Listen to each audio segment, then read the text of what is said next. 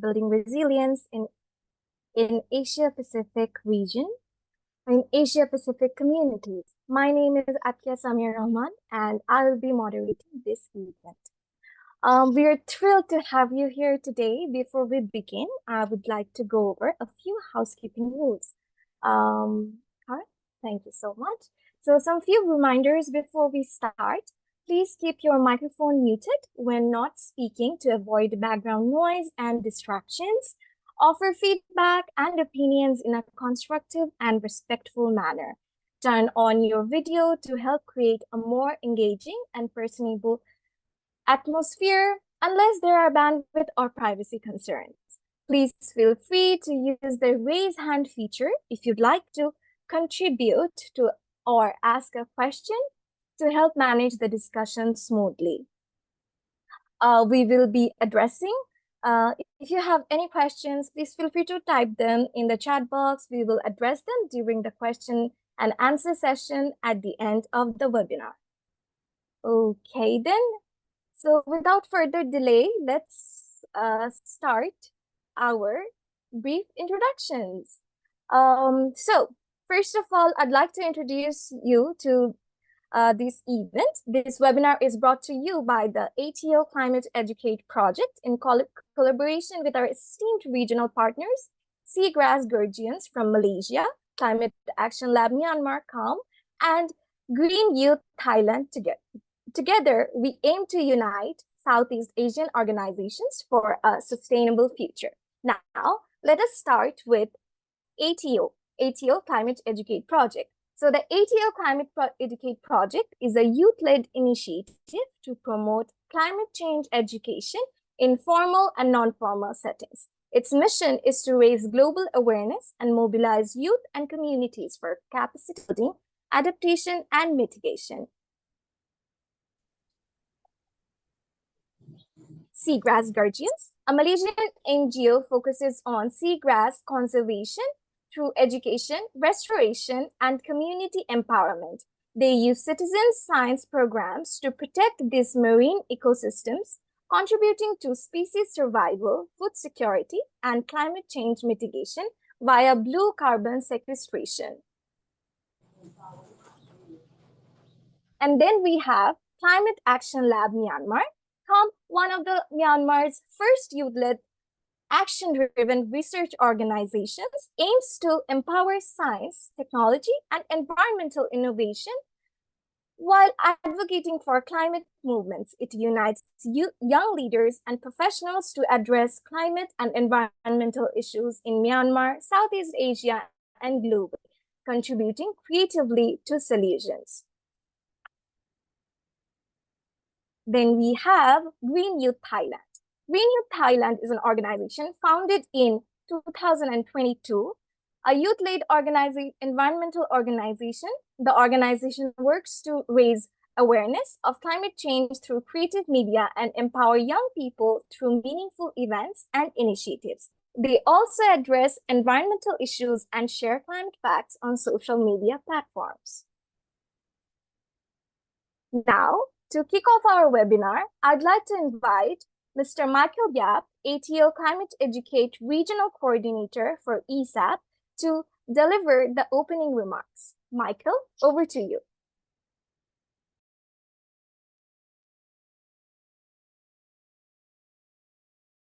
Hi, thank you, Samia. Okay, so good evening, ladies and gentlemen, esteemed speakers and participants from across the Asia-Pacific regions. Welcome to our gathering today as we are convened for this important webinars on environmental literacies for sustainable developments. It is crucial to acknowledge the critical junctions at which we are finding ourselves nowadays. Okay, the challenge that we are facing in our regions, from rapid urbanizations to escalating industrializations and also population growth, which have amplified the urgency of addressing environmental concerns. Climate change pollutions, deforestation, and biodiversity loss looms large, which threatens both our ecosystems and also our very ways of life. Yet, between those challenges lies an opportunity to cultivate environmental literacies by equipping ourselves with knowledge, skills, and attitudes necessary to confront those issues head-on. We can forge a path toward a sustainable future. And today, we embark on a journey of discoveries, collaborations, and actions as we explore how to empower individuals and communities to become a steward of our planet. Together, let us rise to the challenge and pave the way for a move for more resilience and environmentally conscious Asia-Pacific community. Thank you for joining us on this important endeavors. Pass back to you, Samia. Thank you, Michael, for your insightful remarks. Next, we will delve deeper into the importance of environmental literacy for sustainable development in the Asia-Pacific region. Please welcome Ms. Alexa Rose Pettinari, our speaker for the first session. Exploring ESD in Asia-Pacific, Alexa Rose Pettinari, Sustainability Engagement Specialist at International Schools Partnerships. A little biography of Alexa. Alexa Rose Pettinari is a practice advocate for sustainability and education. Her career spans continents and encompasses a variety of influential roles, from spearheading environmental policy initiatives in the USA to leading sustainability efforts in international schools. With a master's in education and a BA in environmental ethics and policy, her expertise is firmly rooted in thoroughly understanding of educational principles and sustainability imperatives. Her extensive experience living and working across Southeast Asia, spanning Thailand, Vietnam, Myanmar, and now Malaysia, has enriched her global perspective and underscored the transformative power of education. Currently, she takes on a new role as a sustainability engagement specialist with the International Schools Partnership, where she is poised to leverage her expertise and passion to catalyze meaningful change within the organization and beyond. Her quote, "Education for Sustainable Development, ESD, in Asia-Pacific transcends more environmental literacy. It embodies innovation across all sectors, heralding a future that is authentically sustainable in every dimension." Over to you, Ms. Alexa. The floor is open. Hi, thank you so much. All right, I'm gonna share my screen here. If I get it right. Sorry about that. Here we go. Can everybody see this? Yes, yeah. it's fantastic. Yes, All right, well, thank you for such an awesome introduction. I'm really excited to be here. As you gave a bit of a brief bio, I'll give a little bit of a little more context for it. I am American. I was born in the United States, but I am now Malaysia-based. I'm the Sustainability Engagement Specialist for the International Schools Partnership, which is a very new role, which really demonstrates the commitment that international schools has to pursuing ESG and ESD in education sectors. I'm also a project officer on the education team for the Global Schools Program, which is a part of the Sustainable Development Solutions Network underneath the UN. I have 8 years of experience in education in Southeast Asia specifically. I also worked on public policy advocacy in the United States before that, and angel investment and community development in Myanmar. As you said, there's my education, so I'll just get on with it. So the importance of ESD. ESD, Education for Sustainable Development, is really important, especially in this day and age, as we are all trying to go towards the global goals and we're trying to accomplish this as a global community. The importance of ESD is that it really empowers our students, the individuals that are behind them, and the communities connected to them to really achieve those goals, to change their communities to have better habits, to be more environmentally conscious, to be more socially conscious. It also promotes those SDGs, where we are actually teaching our communities through our students what they are and how they are going to impact the global community. It also encourages a sense of lifelong learning, where students are empowered to go and explore and be curious and understand more about their environment and their communities. And it also fosters this interconnectedness and global citizenship. So students are now more globally aware, as we must be when we are in such a very globalized society. I mean, we have all of the internet, is the entire world at our fingertips constantly. So we can see what's happening in simultaneously, and we really are part of this global community, and ESD really underscores all of that. So in the Asia Pacific region, I have to say I had quite a difficult time figuring out how to fit all this into 20 minutes. There's so much going on in the Asia Pacific region. And honestly, I am so excited and so proud to be working in such an impressive region when it comes to this. It's very culturally diverse, it's very linguistically diverse, but one thing is very clear, particularly in the Asia Pacific, lots of people care about this.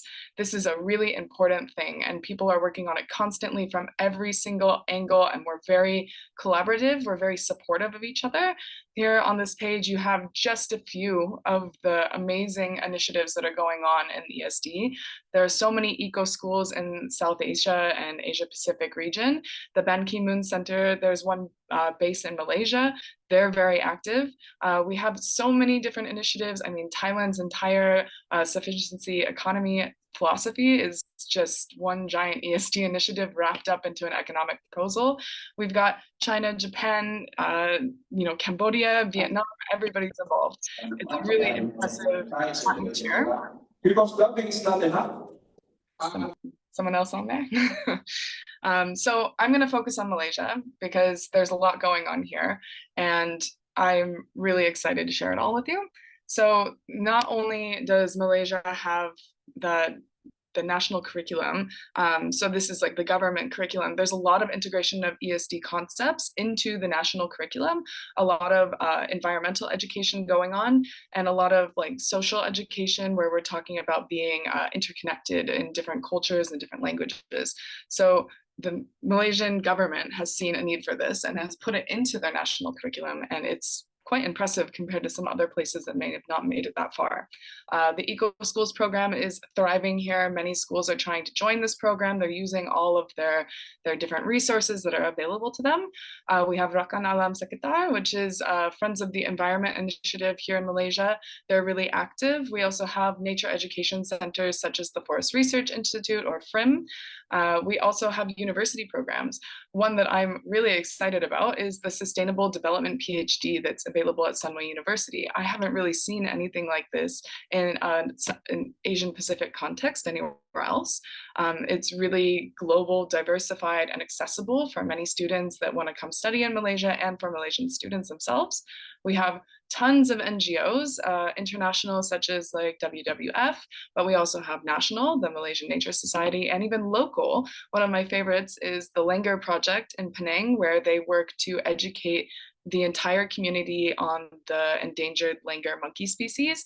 I worked at a school and was lucky enough that langurs were constantly coming onto our playground, and that was really fun. So I got to really see them in action and like teach kids how to be safe around them. That was a very big one.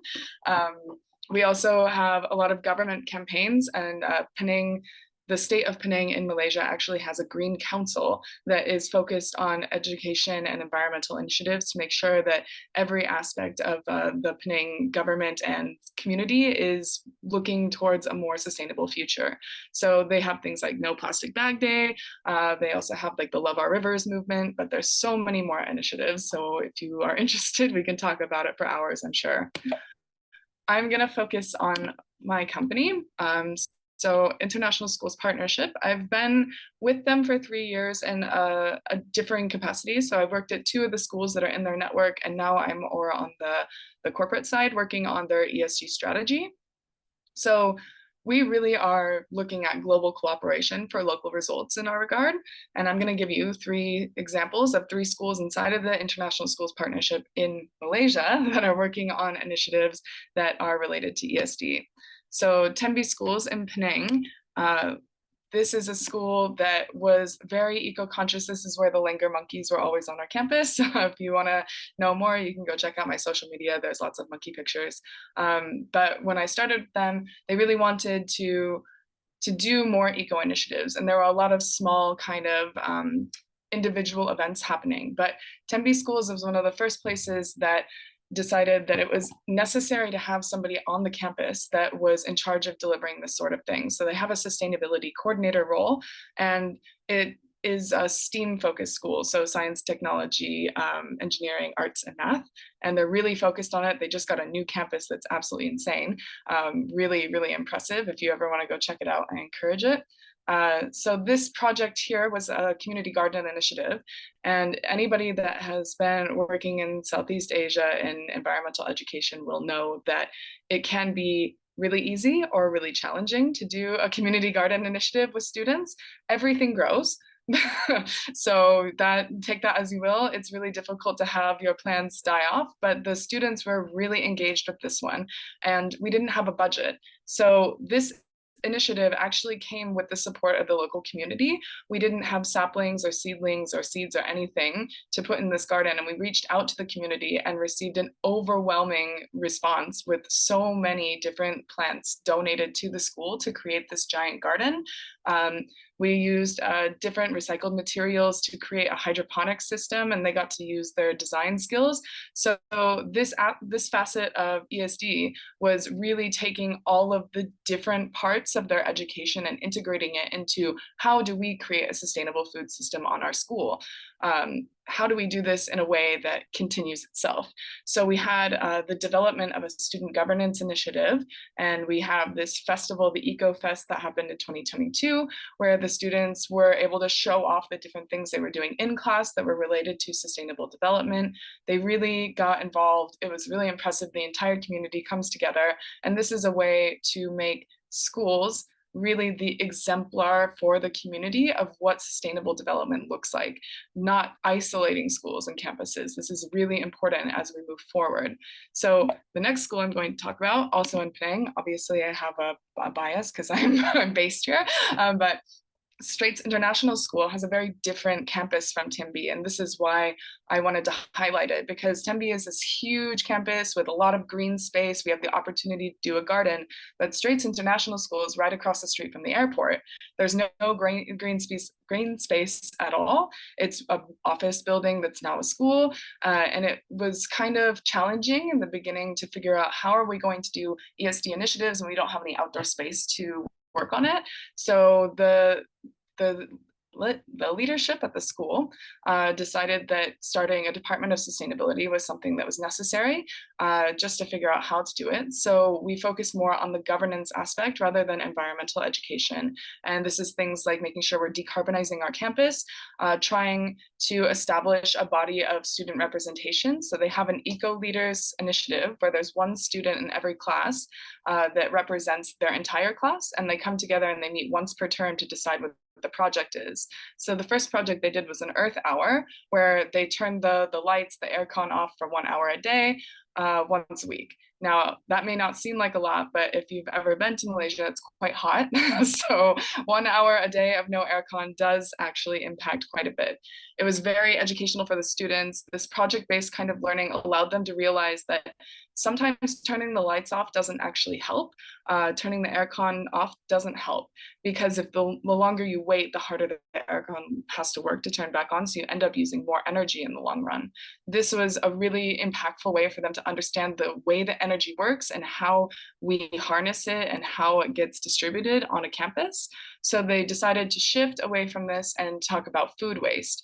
And from experience in Southeast Asia, doing composting is a fantastic idea. However, things decompose a lot faster here, right? So it's hot. If you put one wrong thing in that compost container, you're gonna have a lot of maggots really fast. It gets pretty gross. I'm not gonna lie, I've seen it. You don't want it. So we've decided that the best way to deal with food waste is to eliminate it. So they have this initiative going where they have a clean plate club. The kids are really involved with it. They get house points every time they show their clean plate before they put it into the dish bin. And it's had a lot of impact on lowering our food waste capacity overall. So we went from about like 17 kilograms down to 13 kilograms, and then we're continuing. And this is an ongoing initiative. Another thing that we decided to do was to pilot integrating ESD into the curriculum that already exists. Now, there are so many toolkits on how to run ESD out there, but it doesn't apply to every curriculum. And ISP is a global network of schools with several different curriculums being enacted all at the same time.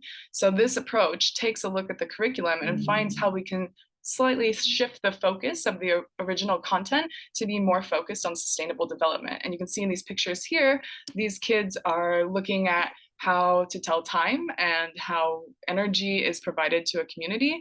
And they're talking about networks basically. But the teacher has shifted the focus to what if we made that renewable energy, and how would you design your city in a way that is sustainable and doesn't need to be on fossil fuel energy. So this is a fourth grade initiative, and they did a pretty good job of mapping out with recycled materials, as you can see, all the different ways that energy can be given to a community and maintain biodiversity in the process. Really interesting stuff going on there. Would love to give you more insight on that one. Then we also have Satya Eco Park. Satya Eco Park is based in KL, so I am not really familiar with it, but I've been there before. ISB has made a lot of progress in making sure that our campuses have solar panel power or some other kind of renewable energy source on the campus, so that we're at least partially supplementing our energy supply with something renewable. Satya Eco Park has done a lot for community waste projects, making sure that the staff is really trained in sustainable initiatives, making sure that the students are aware of environmental impact and climate change aspects. And they also have a really cool sensory garden, which I thought I had a picture of, but I don't, which it really is something impressive. Their early years program will go out into this area and they get to experience nature. They get to learn about local flora and fauna. They get to talk about the different aspects of environment, and they get to be more sensory involved with it. And this is something that really develops more of a sense of empathy for environment in students. And it's something that I would like to bring on every campus, ideally, but not everybody has that kind of space. They also had stingless beehives, which was really cool. So the kids got to do project-based learning and like see how bees operate in a very safe environment, and also contribute back to restoring wildlife in their area. They also raised some chickens, which was interesting. So they got to see the life cycle of a chicken from egg to like adulthood, and then they had a bunch of chickens, so they had to give them to another farmer in the area because they couldn't handle what came out of it. They keep breeding, by the way. So all of these initiatives that exist inside of our schools, they're really hands-on. They're getting the students to really think about the systems that are behind them, and that's really the point of ESD. But I will say it's not all fun and games, and a lot of teachers will know, people in education will know that there are constantly barriers and challenges when trying to implement new ESD initiatives. One of them is leadership buy-in. You know, when you go onto a campus, it can be really challenging to get the principal or the head of school or whoever it is to buy into what you're doing. You're like, hey, I want to breed chickens on campus. And they're like, that sounds like it's going to be a bit too much. So ISP is really committed to finding whatever those challenges and barriers are and working to make them easier to overcome, or just paving the way to make sure that our teachers have the ability to implement these ESD strategies in their classrooms without having any issues. We all know that teachers don't have enough time.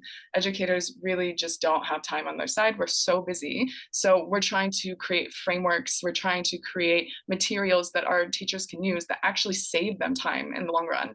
So that would be something that I would love to see everybody doing all the time. That makes our teachers' jobs a lot easier. Another is knowledge and skills. It can be kind of overwhelming. The Sustainable Development Goals there's 17 of them. Like, it's kind of unrealistic to expect that somebody who has a degree in something else that's highly specialized would know every single thing about all 17 sustainable development goals. So when you walk into a room and you're like, hey, I want you to do ESD, and they're like, what is that? I don't even know what that means. What does that acronym mean? And I know that our field here in ESD and environmental literacy, there's a lot of acronyms, and it can get really daunting to look at it when you're new to the topic. So we're committed to developing this knowledge and these skills in our they don't have to feel so overwhelmed with new information, and it becomes easier for them to teach it. Energy management is another big one that is our high priority right now. We're trying to decarbonize all of our schools. We have specific targets set on that one. So that one's more about CapEx, making sure that the schools have the ability to decarbonize, to reduce their energy consumption. And that is a lot of different things: CapEx, behavior change, all sorts of things. And we're also working on impact measurement and data collection. So how do you actually measure if this has been effective? How do you measure if the social and emotional competence of your learners has been developed by ESD initiatives? These metrics are really important. So tracking what we do not only helps our organization, but can help every other organization in the future as we share what it is that we're doing, and we work to find more ways to develop ESD in the future. So what are we going to be doing in the future? That's a really good idea. ESD integration into existing curriculums, in my personal opinion, this is something I've been pushing for years now. It's the only way forward because it doesn't require teachers to learn a new strategy. It just requires a slight shift of focus. We need to be developing our student leadership competencies, so giving students the agency to actually change their communities, to lead their own learning, to see and be curious about the world around them and activate change. And also global awareness needs to be really a focal point for this. You need to understand that your community is not isolated from other communities. It is a giant wide network all over the world, and everybody is working on this together. It is the global goals for a reason. Action-based project learning. Students should be feeling a sense of pride that their school is a pinnacle of ESD and ESG in their community. They are the exemplar. They're taking the knowledge they're learning in their classroom and they're spreading it throughout their entire community. And that is what a school should be, a focal point for the community to look for solutions. So on that note, community resource leveraging. Students and teachers are always looking for more resources. Sometimes there's not enough depending on what school you're in. But if you look to your community and ask for help, there's usually help available, whether that be knowledge as a resource, whether that be volunteering, so your time in a school as a resource, whether that be, I have an extra seed packet at my house and I would like to give it to these students to plant their own garden. There's so many things that we can do, no matter how small, that really add up, and we can use schools as an epicenter of that kind of change. So I want to end this on the idea that I really base all of what I do in. There's a pedagogist named Paulo Freire. He wrote The Pedagogy of the Oppressed.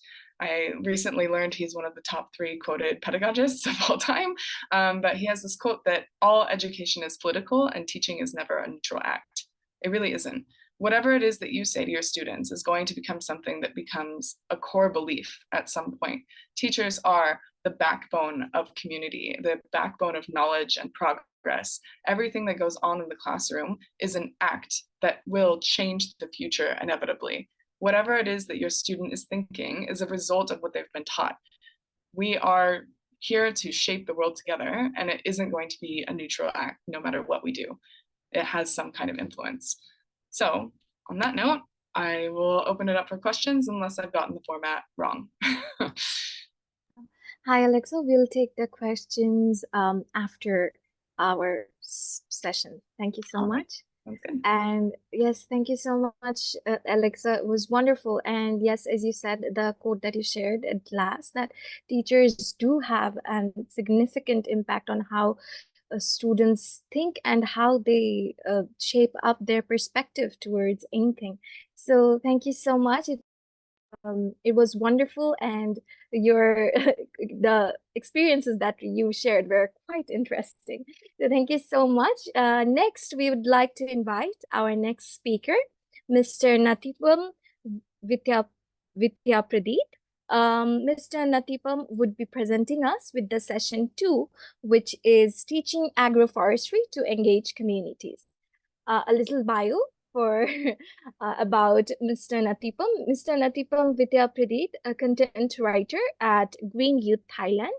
He has been engaged in climate action as a representative of Green Youth Thailand. He aims to actively promote climate education to empower individuals to initiate local community efforts. A short quote from him: engaging youth in future sustainable agricultural practices, ensuring food security and the well-being of all.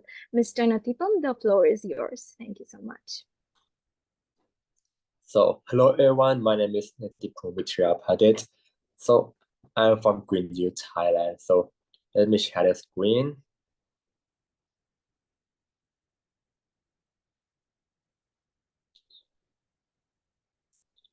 Okay, so everyone see my screen, right?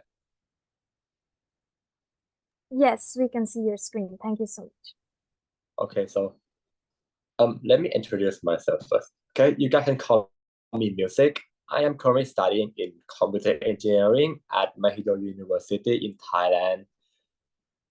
As mentioned, I am the content creator of Green Youth Thailand, which will be the speaker of today's session.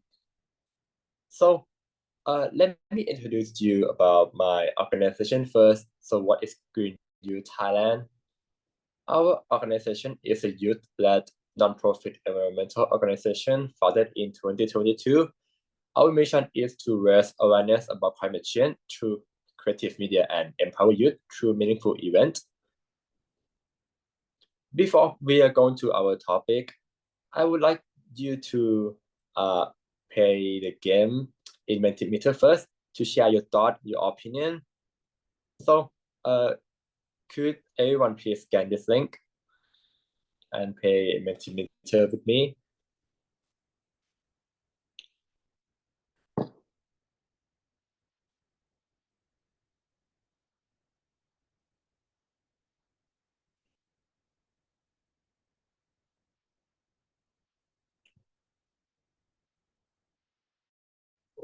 Okay, after you scan this link, it will bring you to the mentimeter.com. It's say warming up, which I'm waiting for you to scan this QR code. And when you're ready, I'm going to ask you the question. So the first the first question is, what's short meaning will you describe agroforestry? So you guys can write the response at a time, and it will show your response here.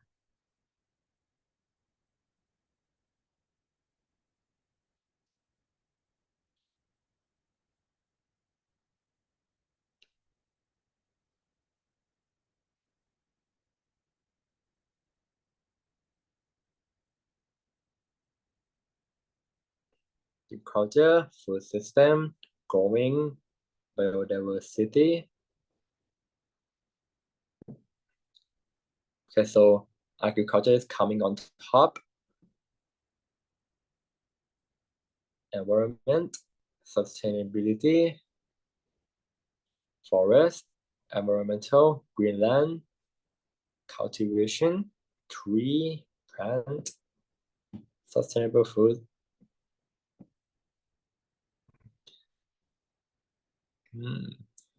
So I think you everyone get the concept of agroforestry quite a bit. It's quite related to the actual definition of agroforestry, which I will represent after this. So let's move on to the second question. The second question is, how do you think global warming affects food security?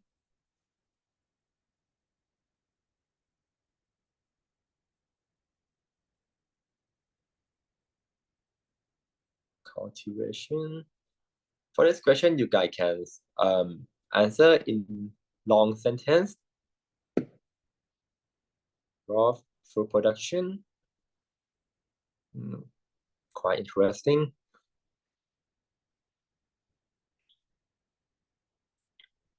food production, plant can go in the same area as the climate get more severe in change, loss of crops. Yeah, we might not able to eat what we are eating now. It's forest fires.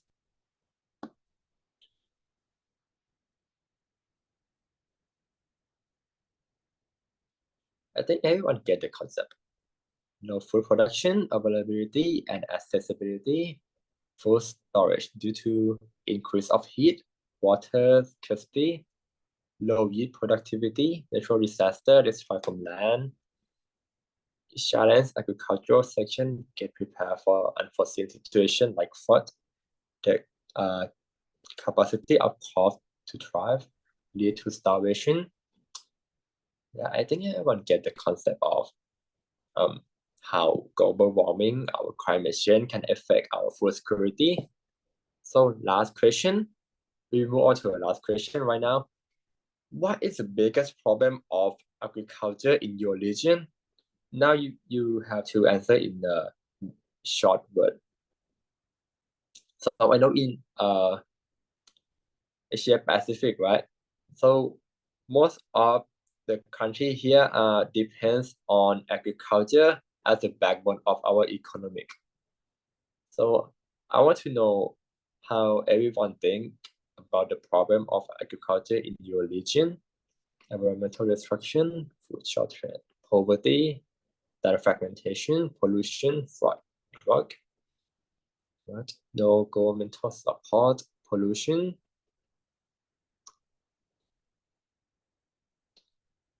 I myself come from Thailand, so my country are facing the similar problem as you guys region.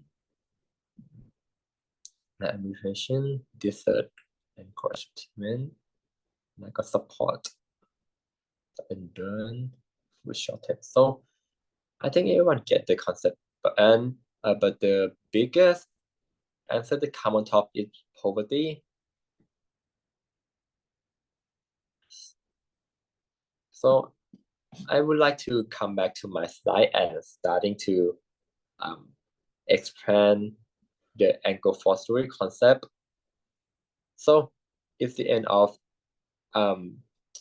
Mentimeter session. I would like to come back to my own topic. Topic is engaging youth in future sustainable agro-forestry practice, ensuring food security and the well-being of all. So let me explain what is agro-forestry. In the definition, agro-forestry is a combination of land use in forest planting and farming. And agro-forestry can produce variety of production such as timber and wood products, fruit, nut, other edible plant product, edible mushroom, medicine plant, and animal product. So for short definition, it is a combination of farming and forest planting. So agroforestry is beneficial to economic, environmental, and social benefits, and can be part of sustainable agriculture. Besides production, agroforestry can benefit from improvement productivity, healthier environment, reduction of risk for farmer, beauty and aesthetic to the land, and is increasing farm profit. So I would like to give everyone the benefit of agroforestry in 3 different aspects. First, we have environmental benefit. I have 4 bullet points for environmental benefit. First, biodiversity enhancement. Agroforestry system can increase biodiversity by providing habitat for various plant and animal species. This leads to healthier ecosystem and more resilient agriculture landscapes. 2, soil health improvement. 3, help prevent soil erosion, enhance soil structure and increase organic matter. Their root system stabilize the soil and promote nutrient cycling. 3, climate mitigation. Tree sequester carbon dioxide help to mitigate climate change Agroforestry practice also reduce greenhouse gases emission by promoting sustainable land use and reducing the need for chemical fertilizers. And lastly, water conservation.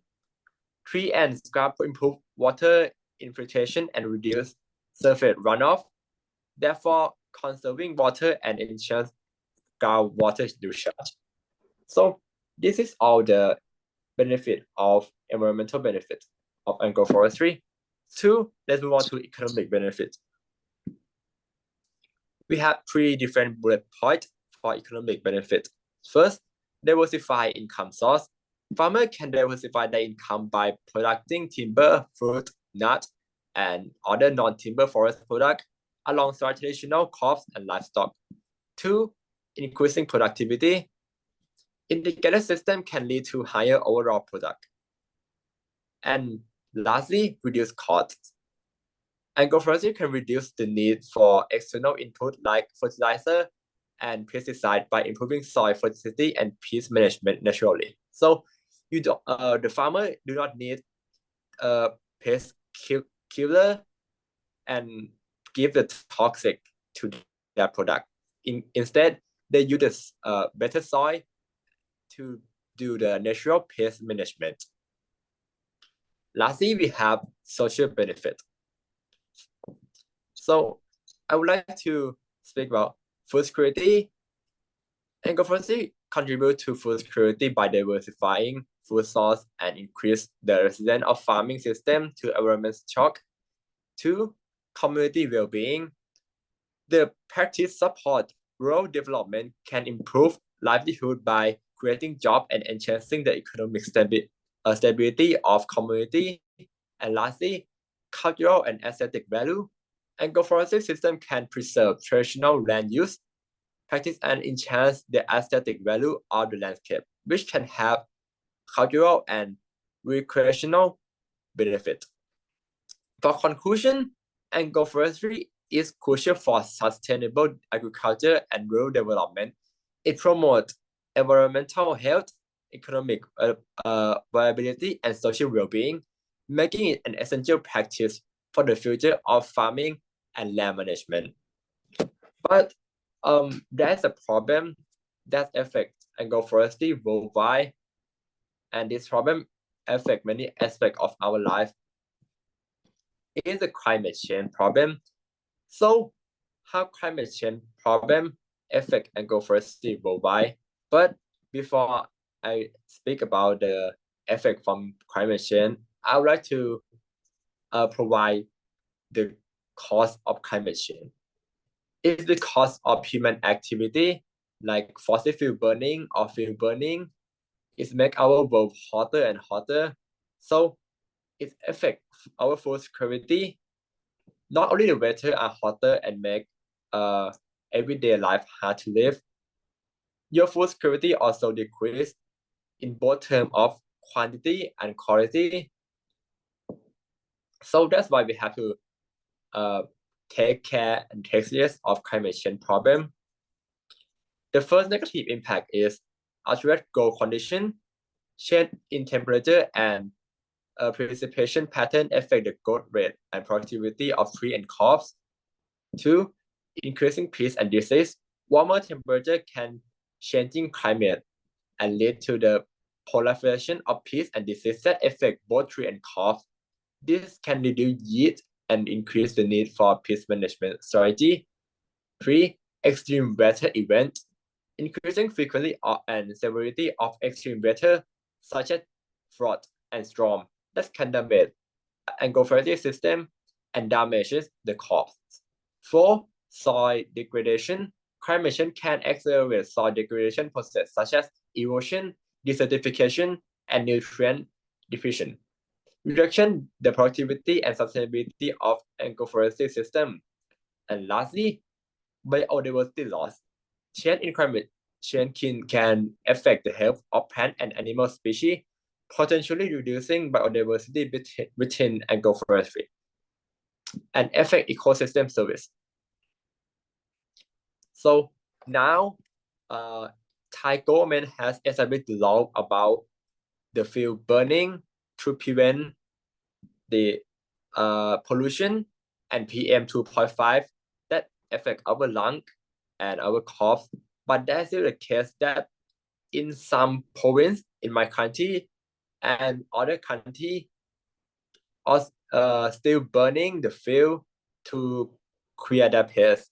But we still have technology to replace field burning that I will speak in the further explanation. But in conclusion, climate change poses significant challenge to agroforestry worldwide, but it also presents the opportunity for adaptation. By implementing adaptive strategy, we can still save our food security and beat the climate change together. So how can we improve agroforestry in the role of youth? Improving agroforestry in the context of climate change and global warming of youth, you can play a significant role in enhance the agroforestry in your community by spending the energy, creativity, and commitment to sustainability. Here's the 5 ways for you to empower and involve in enhance agroforestry. First, education and awareness.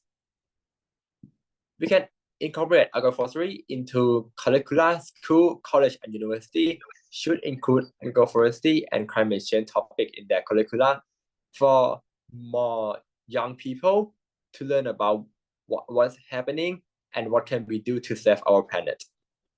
2, community engagement.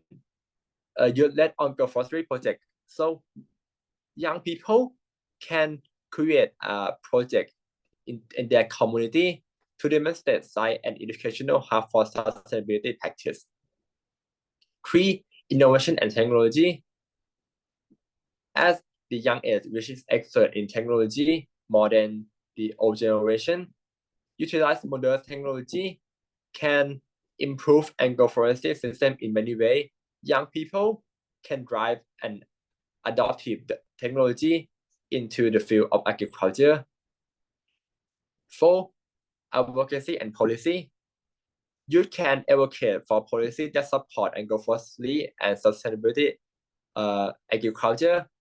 By participating in policy dialogue, young people can influence decisions that promote environment-friendly practice. As we know that in many countries, it's a democracy that the government can let their citizens share the policy and vote.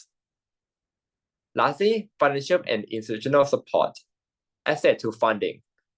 Providing grant, loan, and other financial support to young organizations that can help young entrepreneurs to start their sustain agroforestry project.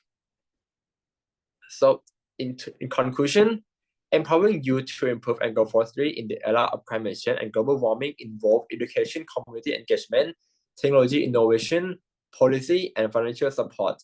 By harnessing the potential of young people, we can develop resilient and climate change mitigation and adaptation.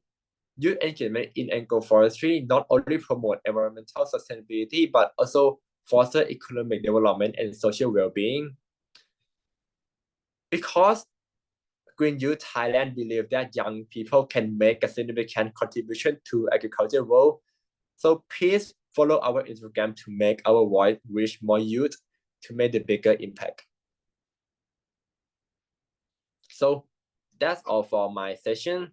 That's the topic of getting youth in future sustainability of agriculture practice to ensuring the food security and well-being of all. Thank you for participation in my first ice-breaking game and listening to my topic. So thank you, everyone. Thank you so much, Mr. Natipam. It was a very interactive and detailed presentation indeed, and especially how you talked about the importance of youth sector in case of agroforestry. Thank you so much. Let's proceed to our final session. And for this, I'd like to invite Mr. Sadiquddin to present us with the session 3 topic, which is integrating environmental literacy in schools. Mr. Sadiquddin is the Senior Specialist in Project Management and Communication at Farming Future Bangladesh. A short biography of Mr. Sadiquddin.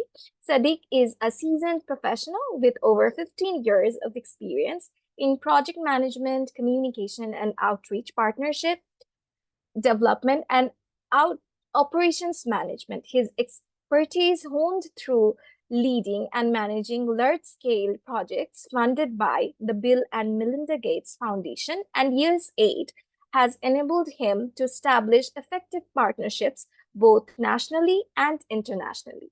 Sadiq has a strong track record of team leadership, having served in that capacity for projects funded by the World Bank at IUCN, the Zoological Society of London at Wild Team, and the Johns Hopkins Bloomberg School of Public Health at Eminence. Currently, Sadiq works as a senior specialist in the project management and communication for the insect-resistant eggplant partnership project with Cornell University. A short quote from Sadiq: "Bridge the knowledge gap, equip students, and protect our planet." Over to you, Sadiq. The floor is open. Thank you very much, Ms. Samia. Just allow me a few moments to share my slides. Am I audible? Yes, you're audible. Thank you so much.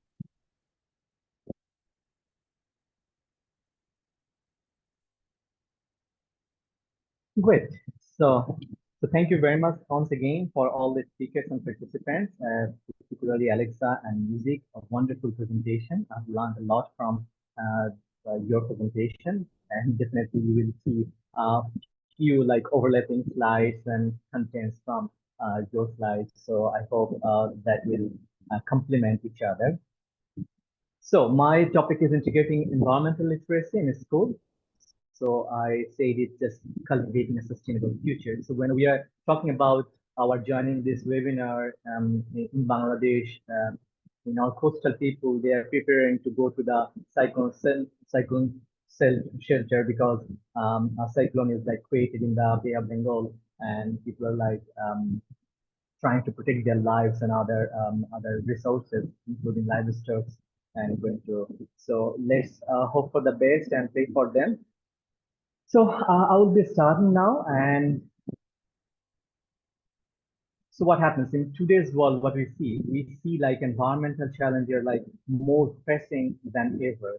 So we need a generation of citizens who understand these issues and prepare to take action. And in that regards, I think schools plays a critical role in equipping students with the knowledge, skills, and values necessary to become responsible environmental stewards. So my presentation actually explore that all those things, including like the strategies, how we can integrate environmental literacy into school and curriculum, engaging students on hands-on training, on hands-on experience, how they can protect the environment, particularly how they can participate in mitigating the climate change and participate in the climate action thing, and fostering a culture of environmental stewardship, definitely. So let's start by examining this image of the Kano city of Nigeria. So what we see a city with no vegetation, and it signifies a disconnection between the people and the nature. Urban areas like this, definitely devoid of greenery, often face severe environmental consequences. So this absence of trees and plants means there is no natural way to cool the environment or absorb pollutants, which actually leads to higher temperature and poorer air quality. So as a result, the residents of this Kano city experiencing unbearable heat, impacting their health, well-being, and overall quality of life. So this is not just for the Kano city of Nigeria. So we are experiencing, like when we are talking about this in South Asia and Southeast Asia, most of the like cities are experiencing unbearable heat. So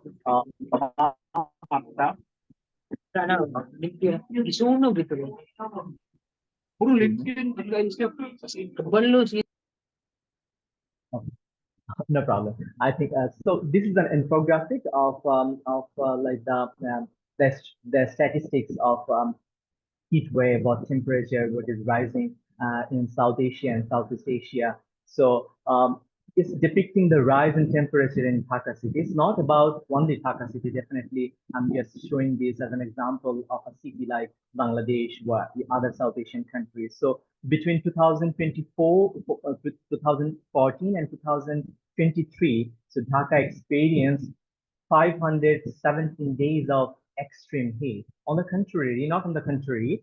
So if we just go back like a few days, few years back, like in 2003, I think so there is like 283 such days where Dhaka actually faced that kind of heat wave of temperatures or something like that.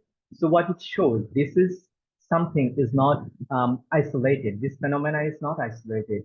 So climate change, actually like the urbanization and the deforestation are the consequences of this extreme heat.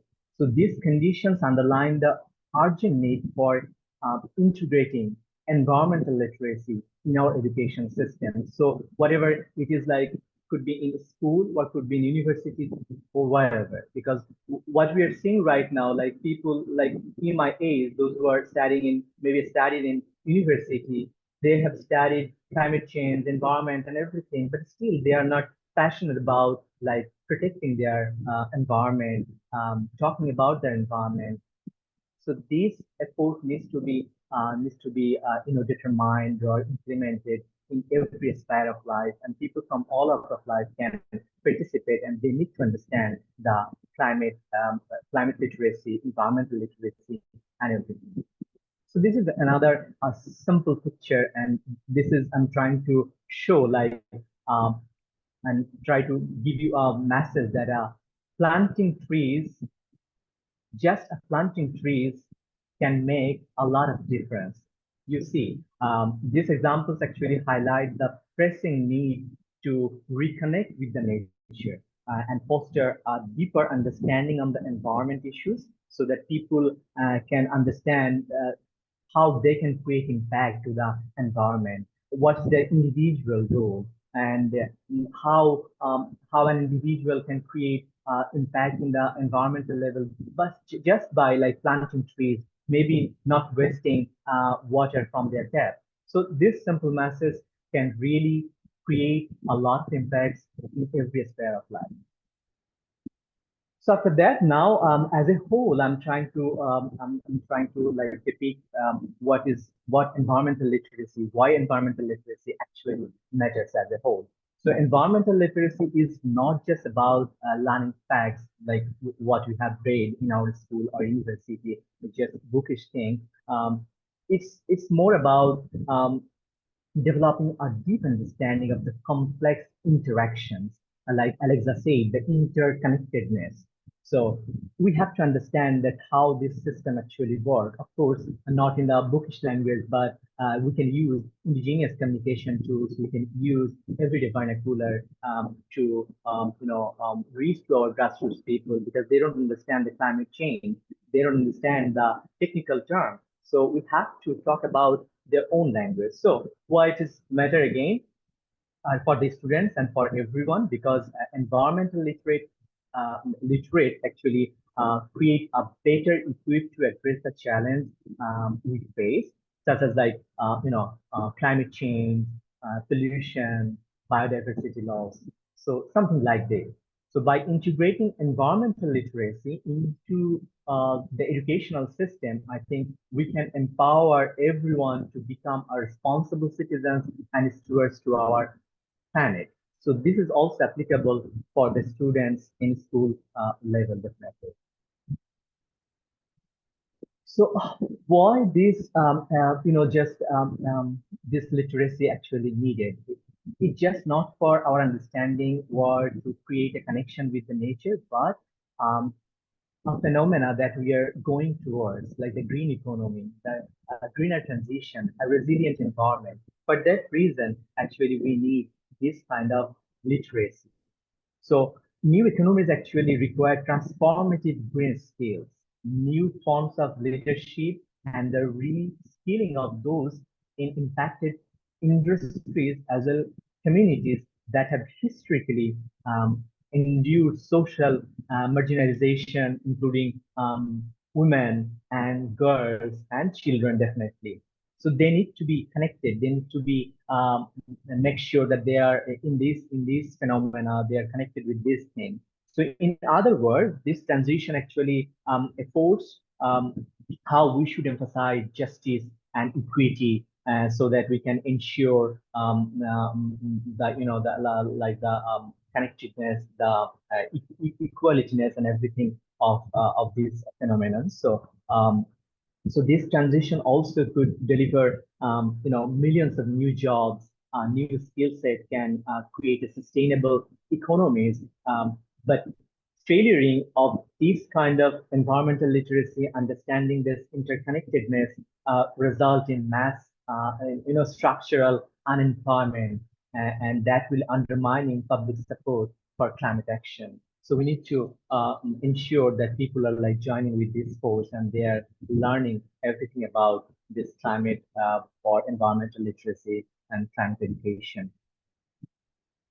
So this is again integrating environmental literacy in a school or any other field is about more than just teaching students about the environment. It's about building the capacity of entire communities to adapt and thrive in the face of climate change. And by investing in education, it will actually foster a resilience and empowers individuals, which especially definitely, as I mentioned earlier, women and girls, and that we can create a sustainable and equitable future for everyone.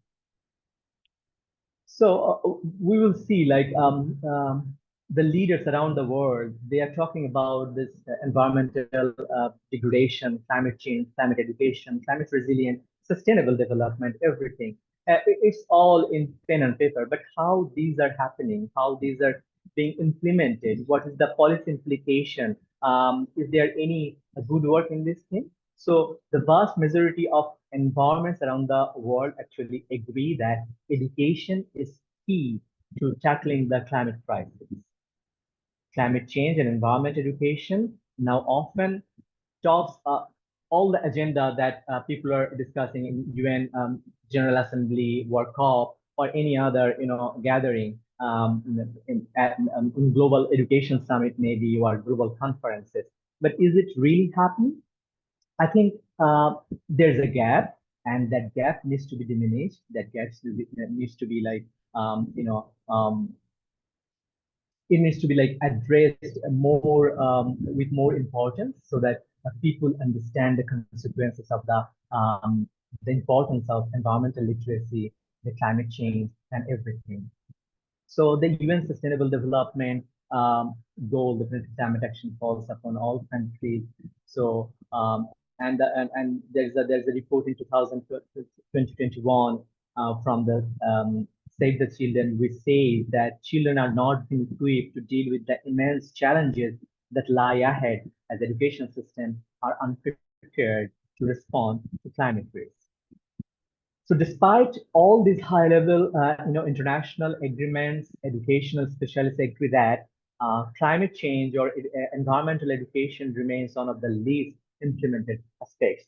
For example, in our country, in Bangladesh, like there are studies, there are like subjects, there are like chapters or sections in our textbook about environment, about climate change. But most of the time, what we see, like the grassroots people don't understand the the consequences of this, don't understand the technical term of this, because still we are using all the technical term, the jargon, the professional language into our educational system. And maybe the urban people try to understand by using all the modern amenities that includes the mobile phone, TVs, and everything. But if we talk about the grassroots people, they are far behind of understanding this climate literacy thing, the environmental literacy thing. But they are the most affected people by the climate change or any environmental degradation. As I mentioned in the very beginning, the people from our coastal area, they're preparing for saving their lives from the cyclone Remel.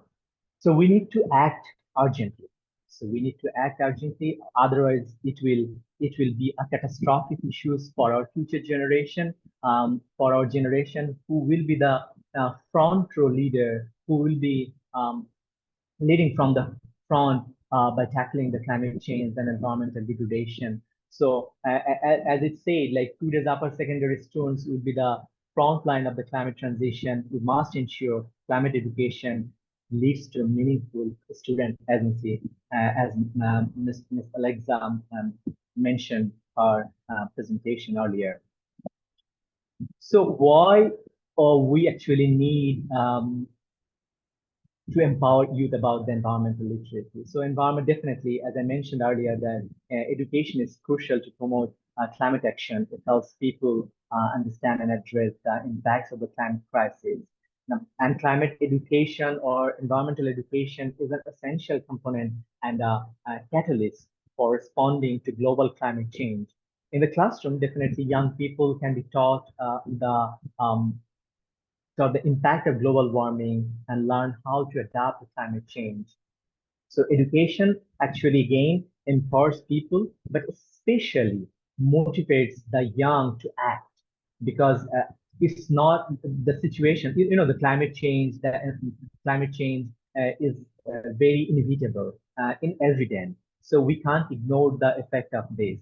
So of course there is always a window for learning everything, but I think this is time for act. This is time to act and act to combat the climate change, how we can help, how we can be resilient, because I think and I believe we won't be able to get rid of this phenomena anytime soon. So we need to be resilient, we need to be adaptive.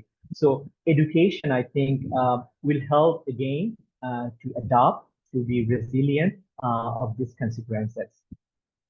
So definitely, there are a number of thousands of best practices around the world, how we can integrate environmental literacy in education. Ms. Alexa shared a very good, best practices of what she is doing in most of her words. But I think the most effective ways to integrate environmental literacy is to weave environmental themes across various subjects in the school curriculum. For example, in science, students can study ecosystem. They can study climate change, sustainable practices. But in social studies, how we can integrate this thing? So students can analyze environmental policies, resources management, and maybe historical environmental impacts. Interestingly, you may be like you may be not agree with me, but definitely I would say that even math can be used for calculate ecological footprints and can be like integrate education, environmental literacy in math or other subjects as well. So additionally, what I'm trying to say is that schools can offer dedicated elective course focused on ecology, conservation, or sustainability, or combination of all this.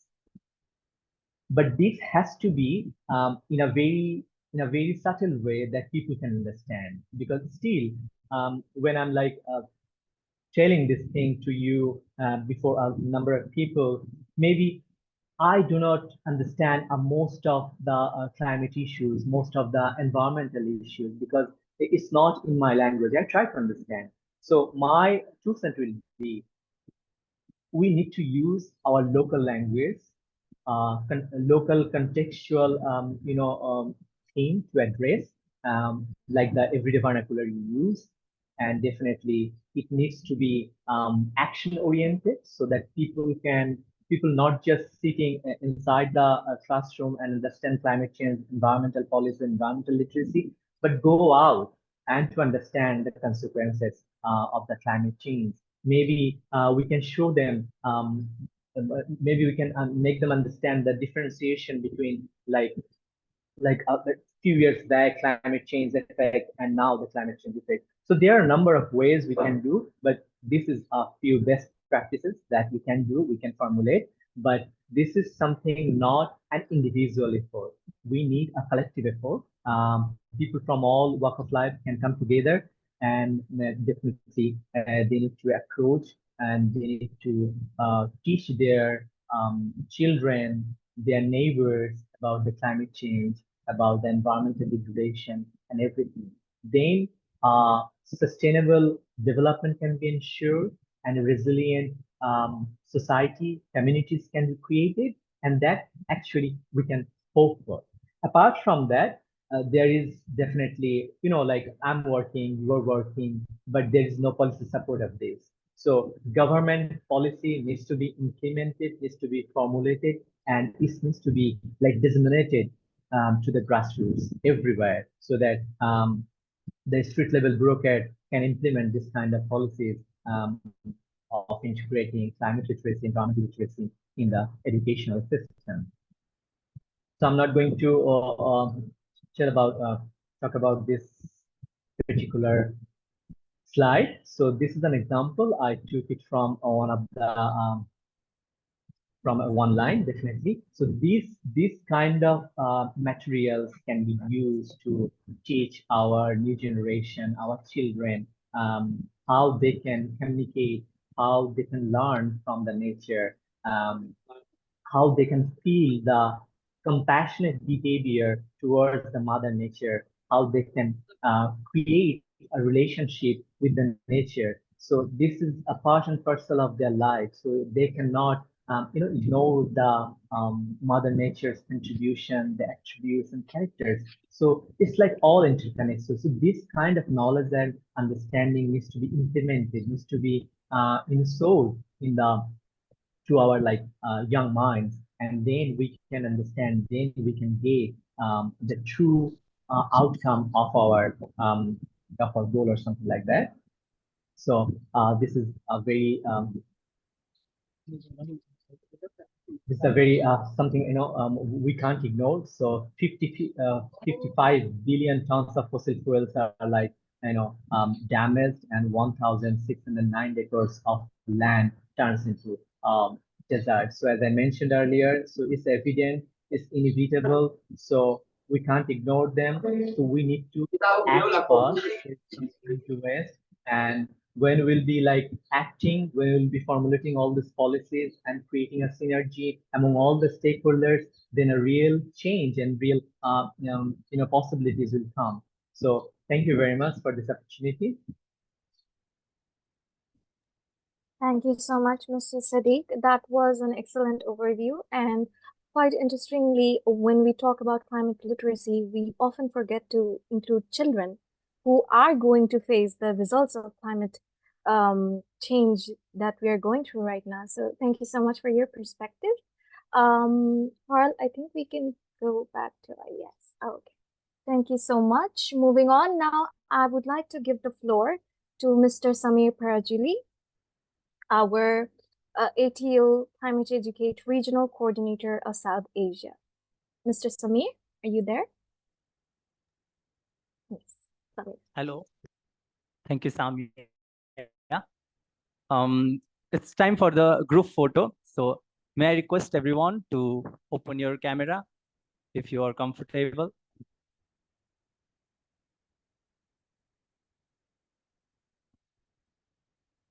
Okay. Thank you.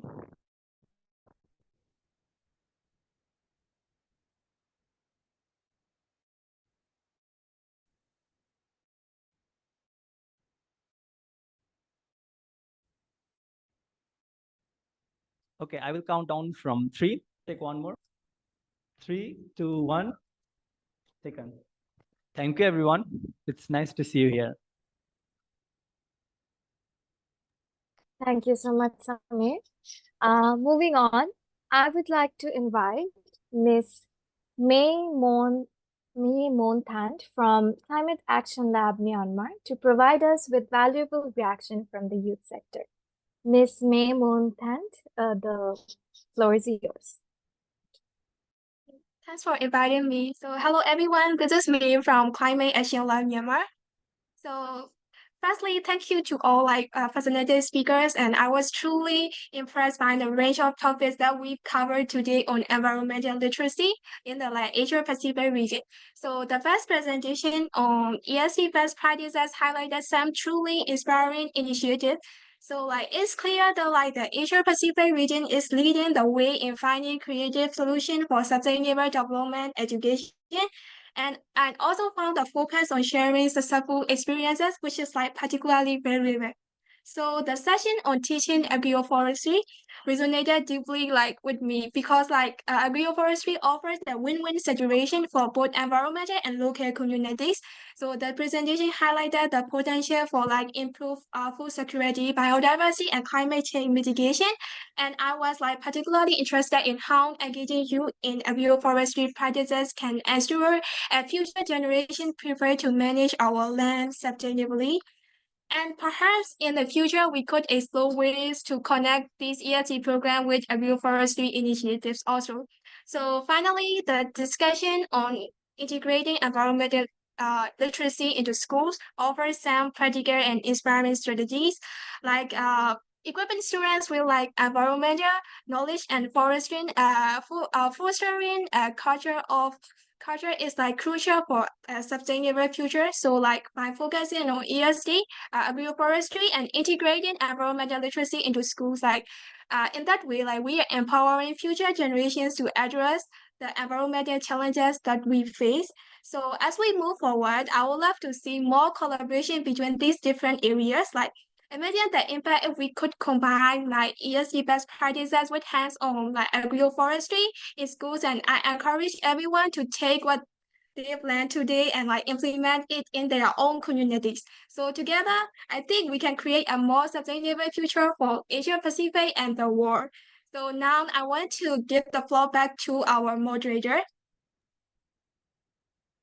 Thank you, May. Thank you so much for your reaction. That was a valuable insight that you shared. Now, moving on to our Q&A session. Thank you to all our presenters and reactors for sharing their experience and incredible insights. We will now open the floor for questions. Please type your questions in the chat box and our speakers will address them. We would very much appreciate your active participation and engagement in this session. The floor is open for Q&A.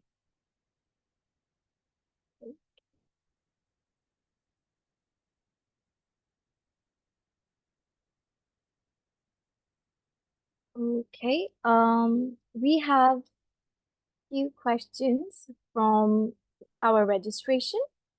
So let's start with those and then we are going to address the questions in Zoom. Okay, so the first question is for Miss Alexa.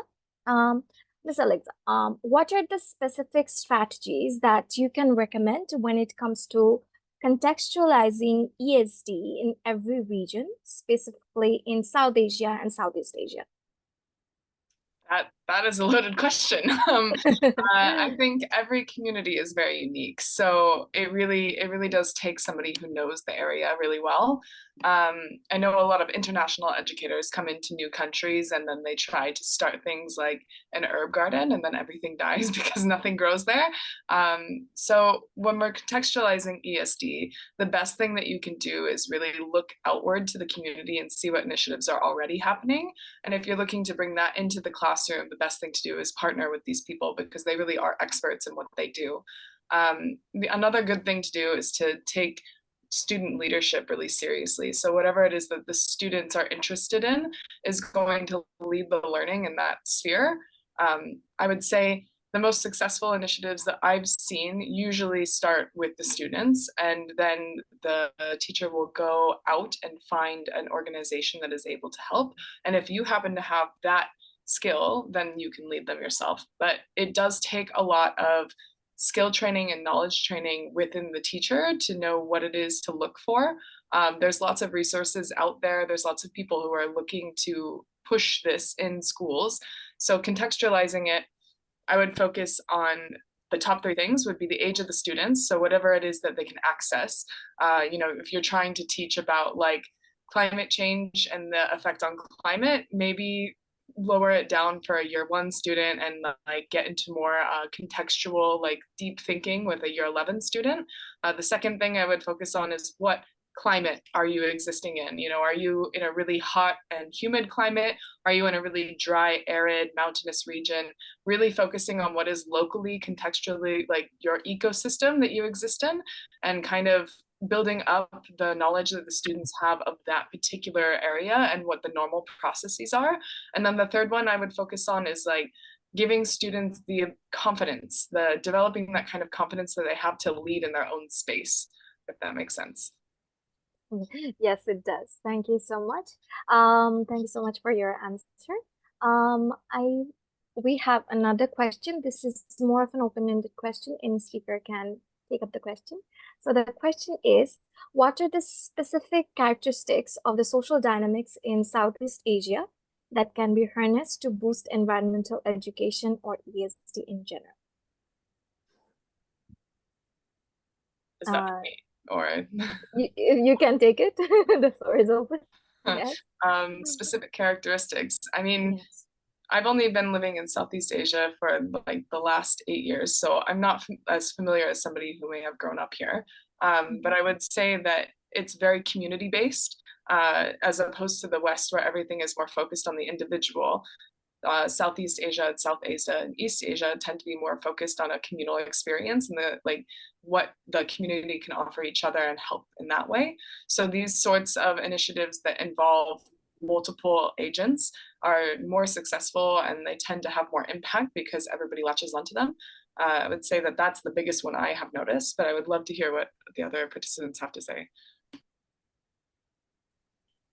I think to my knowledge, what I understood from my experience studying in school. So here in South Asia, it's all about like a very bookish thing. So students, the parents, the teacher, they all prefer reading or learning from the groups. But it's more like an interactive session, as I mentioned earlier. So the teacher can take all the students to a field to understand how the farmers are growing maybe anything, and what the consequences is, and what will be the consequences of using using multiple times of using pesticides and something like that.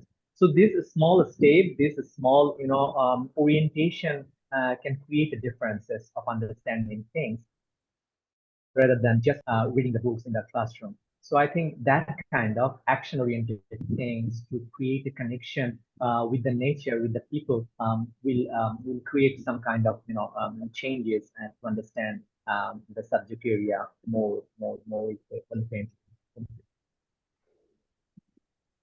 Thank you, Sadi. Does the speaker want to add or anything? Okay, So for me to understand more about climate change on agriculture, as the previous speaker mentioned, the teacher can take the student to the field and understand more about agriculture process, the pest killing, how the toxics the production, and how the farmer encounter climate change. I think it's about that let the students learn from the real experience. Yeah.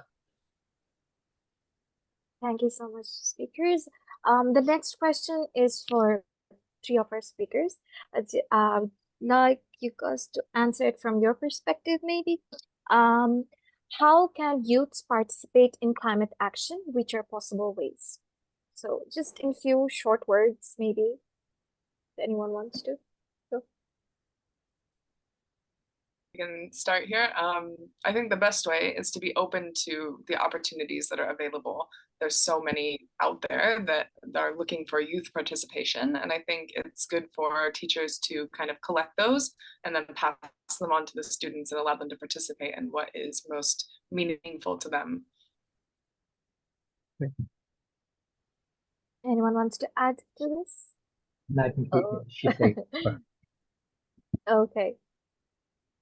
Okay, I think the next question is for music. are there any examples of educational programs or initiatives that have successfully taught young people about agroforestry? So this is this can be adapted to any program in any school. As I mentioned it about field trip, that the teacher can take that student to learning in the real situation, the real agroforestry thing, and learn about agroforestry on the real field.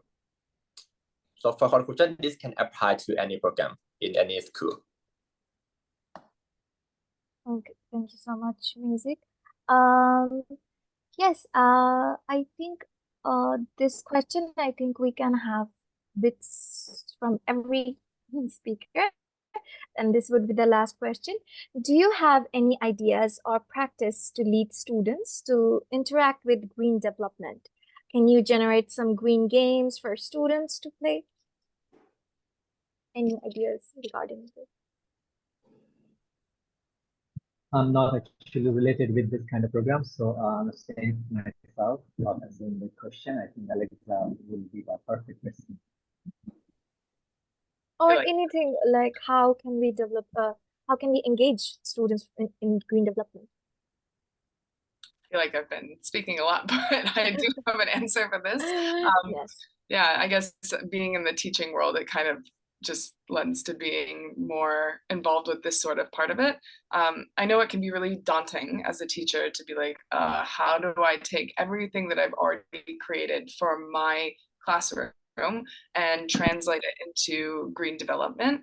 I think the best way is to just slightly shift focus. For example, if you're teaching a math class, when you have a starter activity to get the students warmed up, maybe it would be like a classic game for like a year 4 math class would be something like, oh, let's count the beans and like add them, like how many colors of this one do you have? But instead of doing it in that way, you can say like, oh, this sink is leaking 4 drops of water per minute. In 10 minutes, how many drops of water were wasted? How can we fix that? Kind of activating their thinking about conserving resources is one really good way to do it. Some other games that you might use in the classroom shift the idea of it. So if you're talking about like hangman, for example, as like a spelling game, just put a climate related word in there. And then they'll be like, oh, teacher, I don't know that word. And then you just kind of explain to them what it is. So these micro dosing of tasks that are related to climate advocacy are really effective in the classroom because they get really excited and then they go and they investigate it themselves and they'll come back with questions. Students really do want to be involved in this sort of thing. They just don't really know where to begin. So you just have to give them a little drop. I love how you explained it as microdosing. It's something we're gonna use. Okay, sorry. One last question from our participants. That is, as an environmental advocate, what are the strategies we can employ to become consistent, especially whenever we might feel discouraged, when no one takes an action to your advocacy? So this is for all of you. Okay, so I think I can shed some light on this. So I think start with small things. So focus on the small wins because environmental issues are very complex and it takes really change a lot of times to change or to people. So I think focus on the small wins and that will actually help. And after that, find your community because in the very beginning, it's really difficult to work with a large community. So start with like a small community from your neighborhood. I think from your residential area, people can come up with ideas. They can collaborate. They can create some themes and games and activities of saving the environment or regarding the understanding the climate change or something like that. And definitely one has to like choose your battles. Like it gives you to get overwhelmed by all the environmental issues, but a simple and single issues can be identified and that can be worked. And after that, I think instead of focusing on the lack of immediate action, I think it's better to see yourself as the planting seed of change actually. And definitely there are inspiration around you. So there are a number of people, they are working for this sector, for this change. So we can collaborate with them, we can take inspiration from them. And definitely there is an iteration. So we say like, you can fail. It's, failing is like a very natural thing. So learn from this and take a deep breath and start again. And definitely what we can see that since, as I mentioned, this is a very complex thing. So when we are making this thing happen, make it a bit fun and interesting so that people can, interact, people can collaborate, people can get the the temptation to collaborate and to participate, to make changes for you, for everyone, for the environment. So that's my 2 cents. Thank you.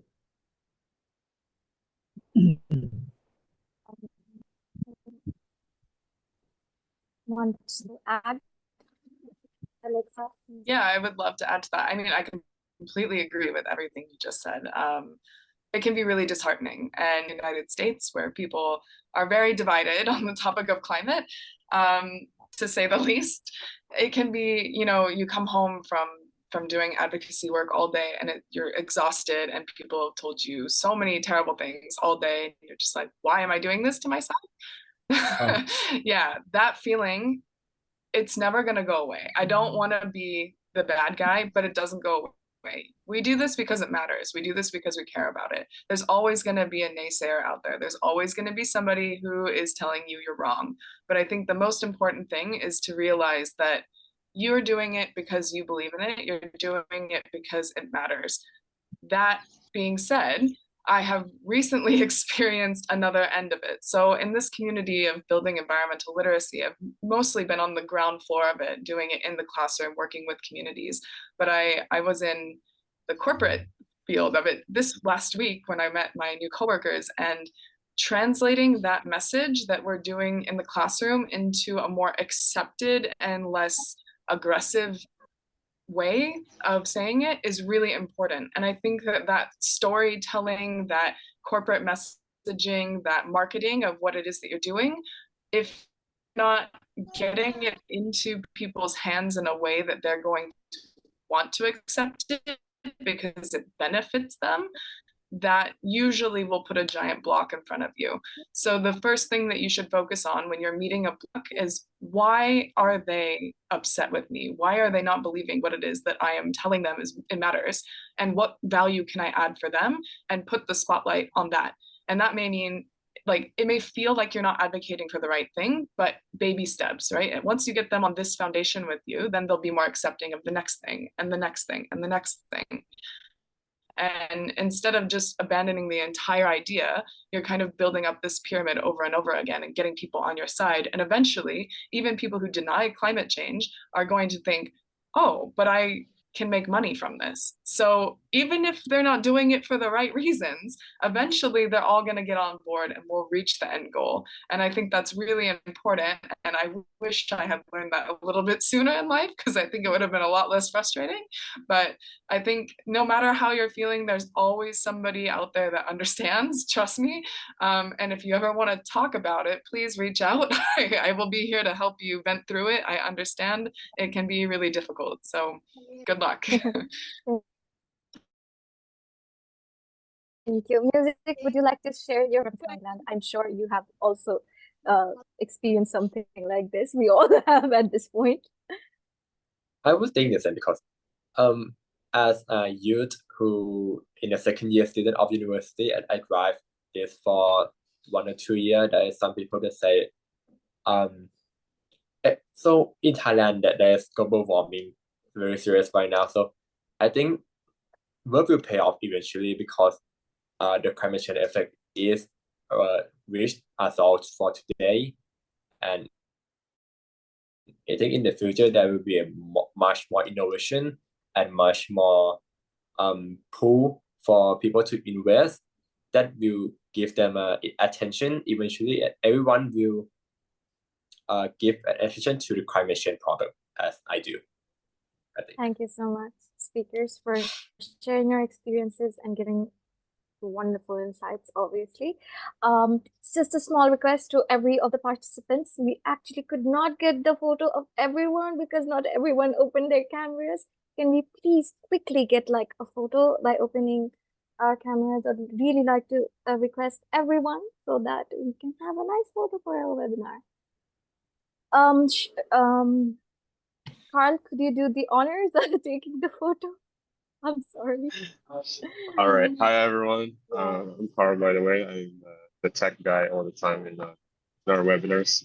So I'd like to request everyone to please open your camera so that we can catch you in the screenshot. All right. I'll wait for like 10 seconds before everyone can start opening the cameras. All right. Okay. Yeah. So show us your beautiful faces.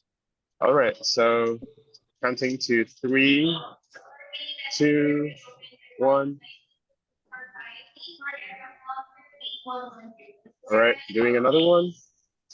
3, 2, 1. All good. Thank you so much, everyone. Thank you. Thank you so much, everyone, for your cooperation. And now, as we approach the end of our webinar, I'd like to invite Mr. Richard Rioja, President, Alpha Team Organization, to deliver the closing remarks.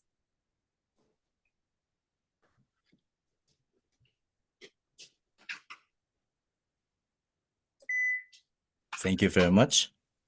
Good day, everyone. As we reach the conclusion of this insightful webinar, I want to express my sincere gratitude to all of you for attending. Your presence and participation have been invaluable.